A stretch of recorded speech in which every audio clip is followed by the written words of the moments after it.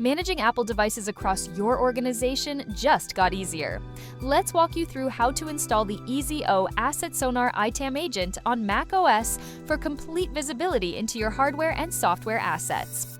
From the dashboard, go to Deploy ITAM Agent.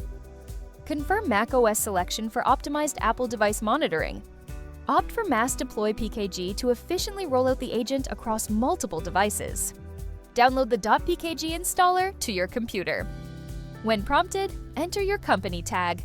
You can find it under Settings, Company Settings and Add-ons, ITAM Discovery Agent. Tag in your AssetSonar account. Tip: use the same tag for all devices in your company to ensure consistent tracking.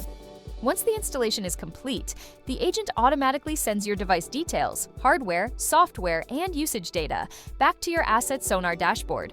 Within 5 to 10 minutes, your Mac will appear in the system, fully synced and visible.